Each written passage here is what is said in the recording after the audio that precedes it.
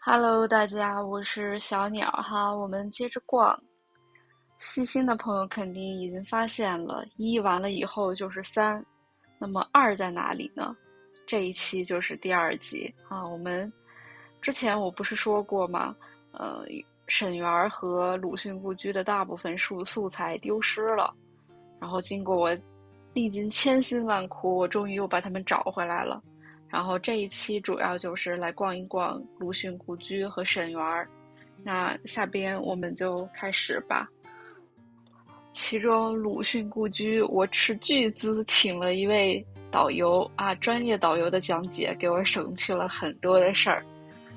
但是有一点就是碰巧那天鲁迅故居在装修，所以背景音里边可能会有一些杂音，希望大家谅解。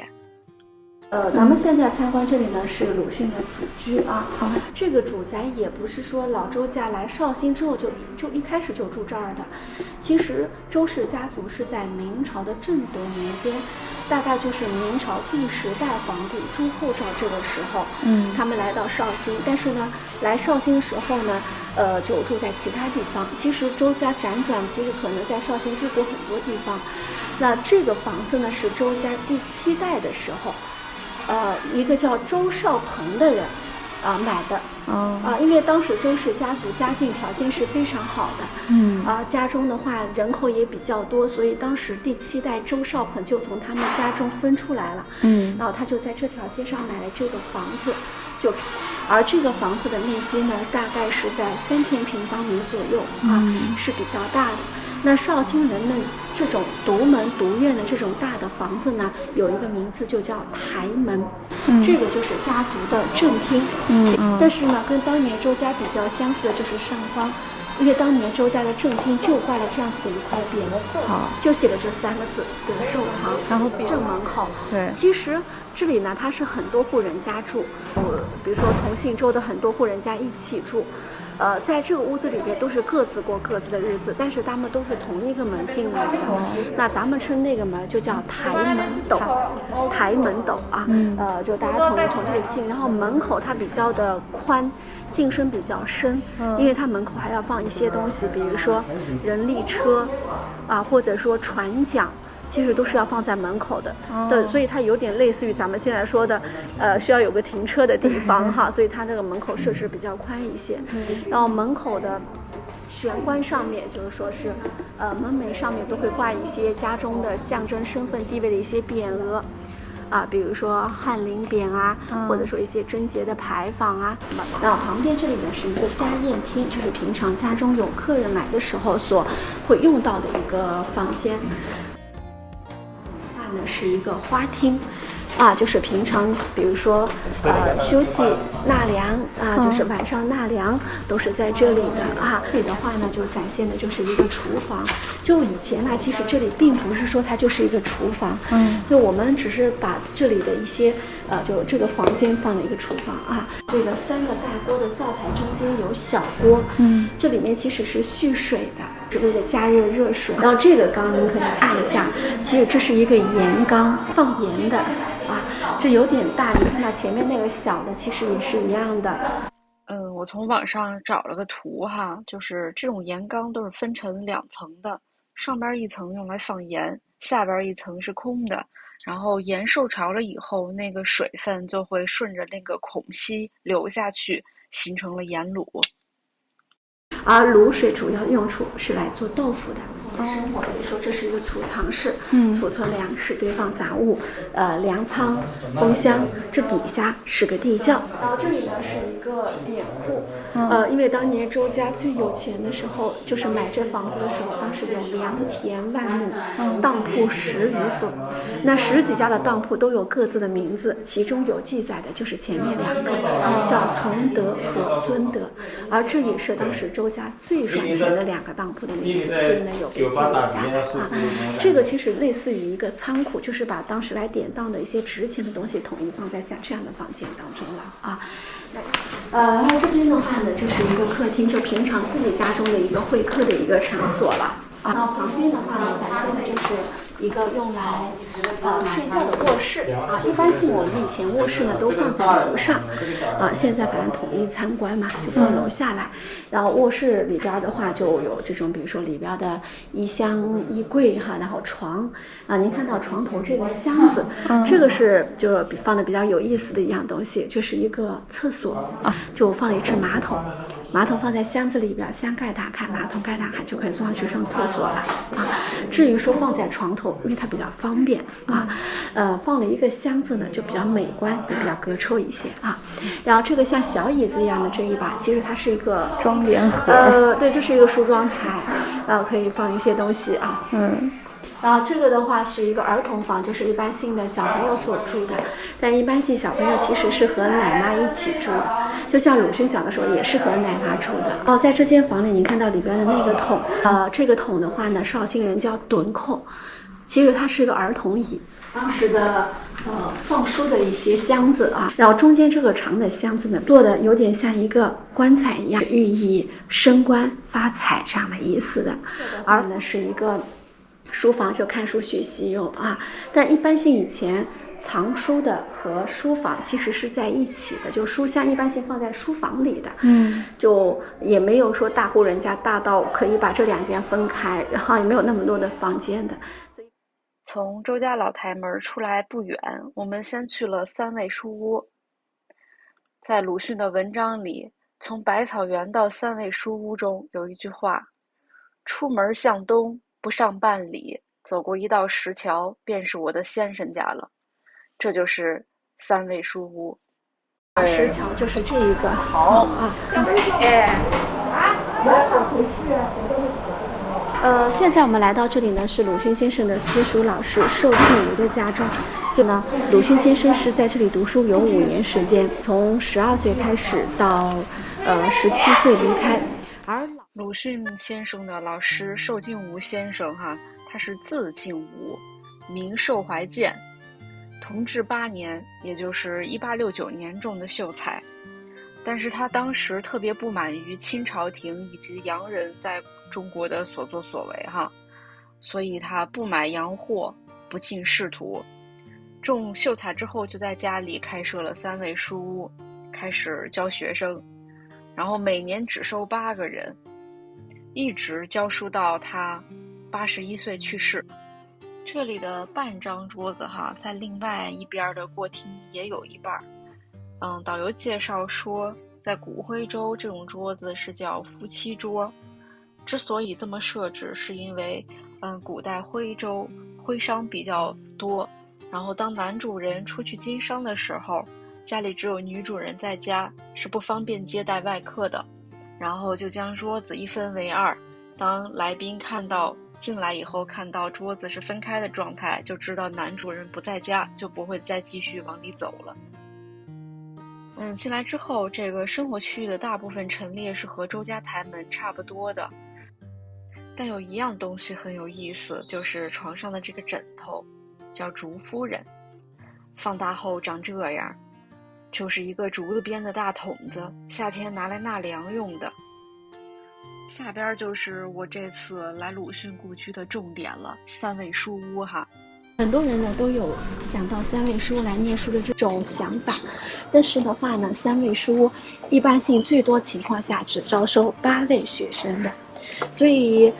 很多人可能就只能到其他地方去读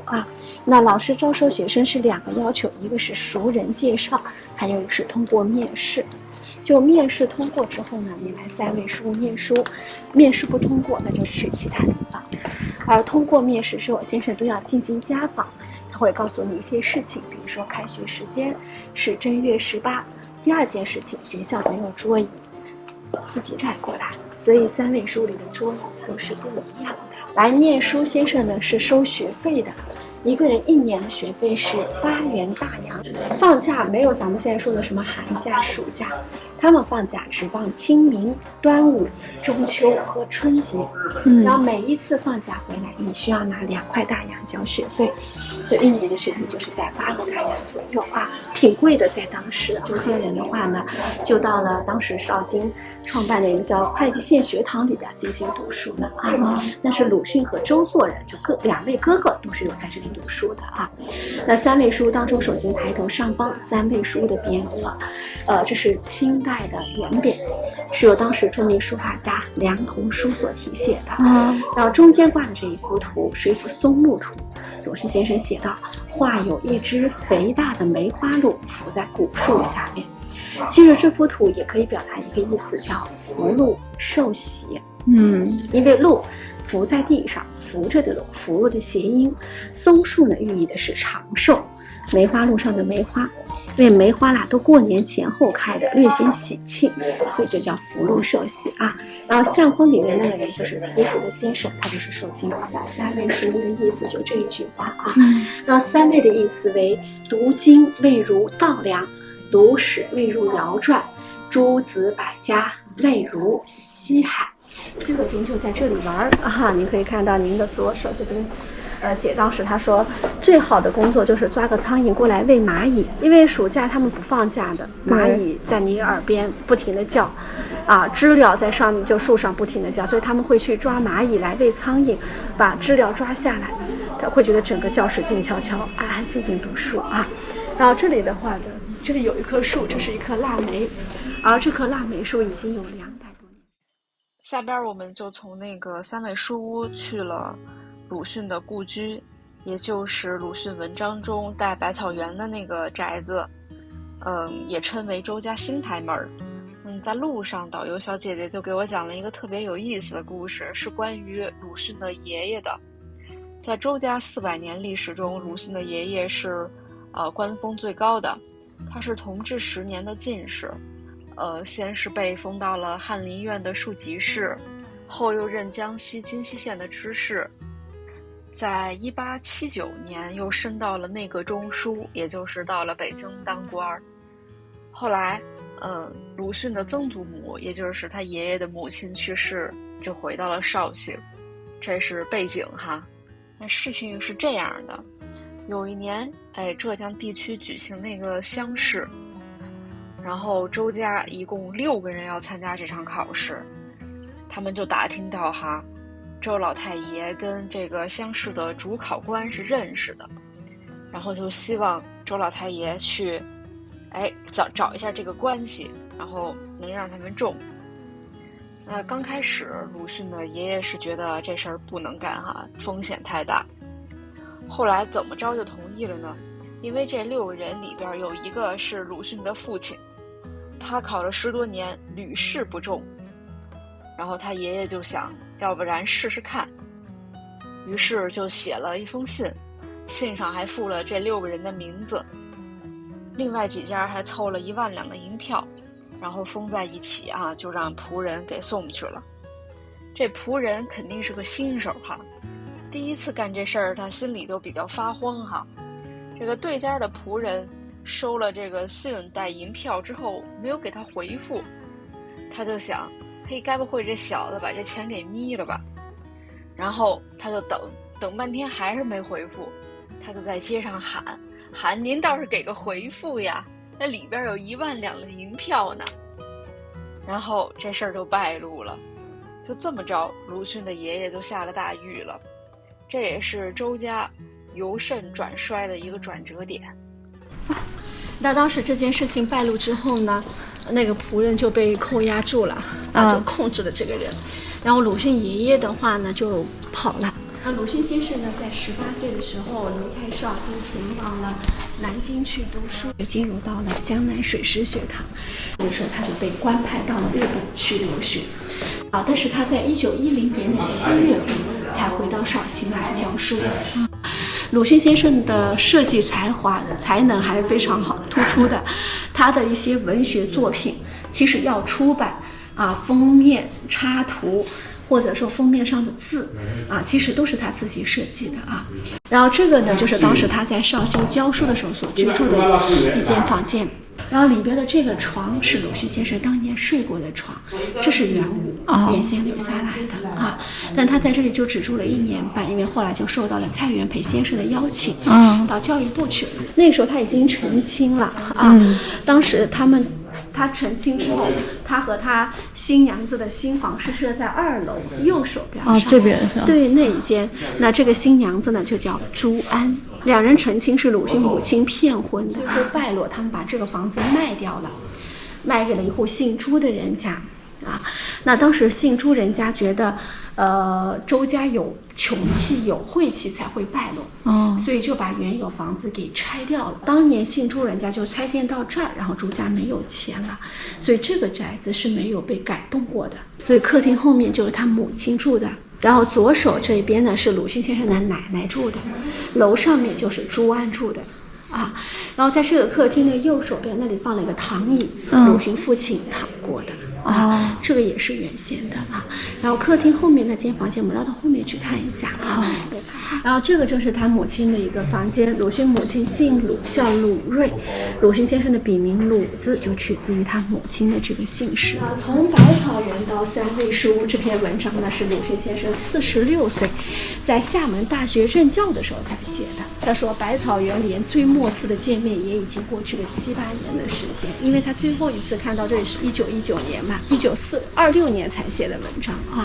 那对于百草园呢，他有着非常大的一个回忆就有写到，不必说碧绿的菜畦，光滑的石井栏，高大的皂荚树，紫红的桑葚。咱们可以看一下前面的那2棵树，就是紫红的桑葚。高大的皂荚树在右手边有3棵大的树，中间那棵是皂荚。现在我们所看到的园子其实也只是当年的1/3，不必说鸣蝉在树叶里长吟，肥胖的黄蜂伏在菜花上，清洁的叫天子忽然从草间直窜下云霄里去了。但是周围的短短的泥墙根一带就有无限区的。那你看到了这个墙就是短短的泥墙根，他就在这个墙上什么抓蟋蟀、找蜈蚣、在覆盆子、拔何首乌，就都是在这里进行的那他也听人说何首乌根有像人形，吃了能成仙，所以经常拔坏了墙都没有拔到过一个像人形一样的何首乌。那您可以看到，其实类似于这种其实就是何首乌。对，何首乌就长在地下而且呢，在这个地方像5月份、4、5月份这个季节，还有一种野果实，就是覆盆子。覆盆子呢有2种，如果挨着这个草长的这一种，就相对来说虫子会比较多一些还有一种的话呢，其实在山里比较多一些，是挂在枝上的，然后像小灯笼一样一个一个的。鲁迅先生写到，他说像小珊瑚珠传成的小球，酸酸甜甜，色味比桑葚要好得远。因为百草园它本身就是种菜，很多人以为是花园。对，我也以为是花园。它其实是个菜园，就是比较大的一个菜园2000平方米的一个菜园子。然后这边这口井就是当时写到的光滑的石井像后边那些原来也是那个百草园的一部分，是吧？你看到那边有房子在装修的地方，其实以前都属于周家的百草园。因为当时房子不是卖给朱家了嘛，朱家后面就改造了一个朱家花园。本来那边还挺好的可以休闲喝茶但因为疫情什么的，所以关掉了。就是当年周氏家族把房子卖掉，卖给了这个朱家，就是这一户当时的主人呢就叫朱浪仙在绍兴城里也是一个比较有名的一个类似于慈善家这样的一个人那他在这边周边呢也买了一些房子进行一些改造，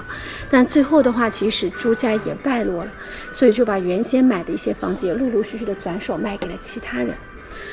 但是这个地方的话，那朱家家里这日子过得也比较的舒适展现比如说有戏台，唱戏台、听戏台，但很多人家里是没有戏台的。所以的话呢，农村里边会举行一个叫社戏，年当中举行过2次。绍兴在当时鲁迅先生去听社戏的时候，其实唱的不是越剧，是绍剧。那当时绍剧当中比较经典的，比如说像龙虎斗，像三打白骨精那三打白骨精有一个演员就是六龄童六小龄童的父亲绍兴人就专门就是演绍剧的这里呢是一个微缩景观，向您展现我们绍兴古城的街景，江南水乡，小桥流水人家。那像这样的老房子、老街区，其实绍兴城里挺多的。水乡，因为它水就离不开这种桥。居民为了方便，很多时候就在自家门口搭个小桥，所以在1993年的时候呢，像这种大小的桥梁，绍兴城里统计当时有10610座啊。那街道上这个游行队伍的话呢，是个庙会。以前一般性呢，在4月15号左右啊，他们就会举行庙会，就开春的时候，祈祷风调雨顺啊，祈祷比如说五谷丰登这种，所以呢就会有这种庙会，把那菩萨从庙里迎出来，跟着游行队伍游一圈，就把它抬回去就可以了啊。那在这个庙会里呢，鲁迅先生最感兴趣就是这个囚犯。他不是真的囚犯，这里的所有人都是演的，包括囚犯。但是这个演囚犯的人比较特别，他是一个生过大病的人，病时候家里人会去庙里拜菩萨去，然后病好了就扮演囚犯还愿的。那鲁迅想着，如果我能生一场大病就好了，然后病好了他也能演啊，但他没实现过。这个就让我想起了西班牙圣周的活动哈，就是 Semana Santa。他们也是抬着宗教雕像，然后按照既定路线游行一圈哈，然后可能会举办一些其他的宗教仪式这样的。但是他们抬的是哭泣的圣母玛利亚雕像哈，也就是说，虽然两个仪式的目的和由来不同，但是形式却出奇的相似。既然提到了，就跑个题儿给大家看一小段哈。这个视频也是我2017年在马拉嘎拍的。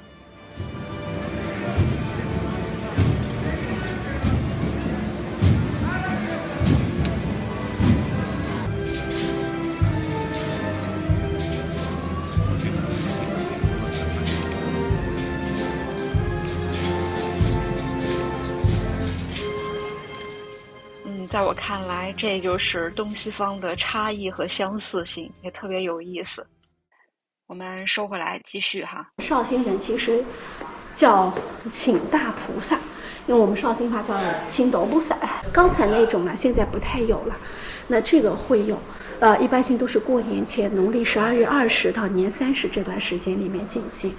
那这是祈求福神保佑家里人平平安安有福气的。咱们鲁迅故里参观到这儿就参观完了啊，就结束了。从鲁迅故居出来往东，过十字路口，走差不多200米就是沈园了。沈园哈，顾名思义，沈氏的庄园。它之所以能被历史记录下来，并且名声大噪，完全是得益于南宋的诗人陆游。建成功，建校成功。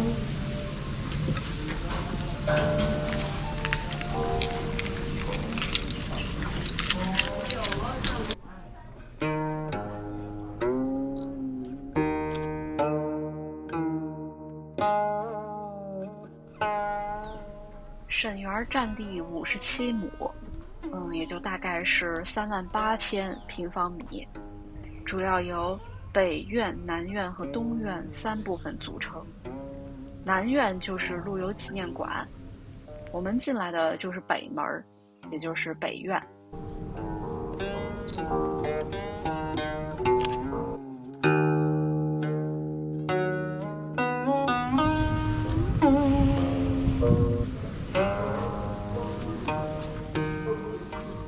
这应该是个学习国学或者喝茶、买点水之类的地儿，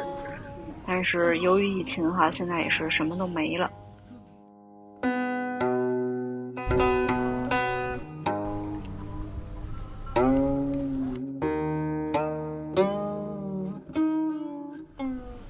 依然是由于疫情的原因哈，这个我去陆游纪念馆的时候，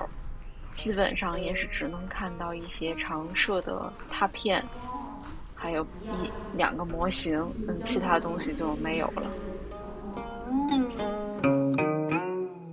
陆游啊，除了他是个有名的诗人以外，另外就是他跟唐婉的凄美爱情被人所津津乐道。但是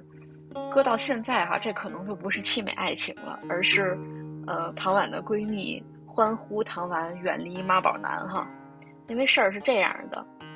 就是唐婉跟陆游是正常的结婚哈，就是两家定的亲事。后来结婚之后，陆游跟唐婉就相当的恩爱，然后每天鱼水和谐，沉溺于二人世界之中哈。然后陆游的母亲就不行了，就觉得这个儿媳妇儿会把陆游的前程给耽误，然后会导致陆家败家哈，就这样的，所以他就强令陆游要休掉唐婉。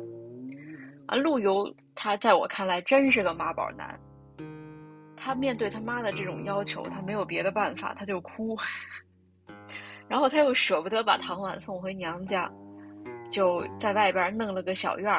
给唐婉安置过去了。然后一有机会就又跑过去去见唐婉。然后后来陆游他妈就发现了，然后就严令二人断绝往来，并且给陆游又娶了另外的一个媳妇儿。就这样，后来唐婉改嫁了赵世成哈。乌鹤轩就是这个沈园最核心的部位了。它是单檐歇山顶式的长梯儿，两边都带走廊的，是仿宋制的。但是我特别不喜欢孤鹤轩这个名字，原因是因为我的名字里带个鹤字哈，然后听这名字总感觉怎么那么凄凉呢？就反正搁我这儿就心里特别的不舒服哈。然后在它亭内有一块石栏围起来的亭池的遗址，这是考古的时候在这儿发现了唐代的亭阁和明代的假山鱼池这些的遗址。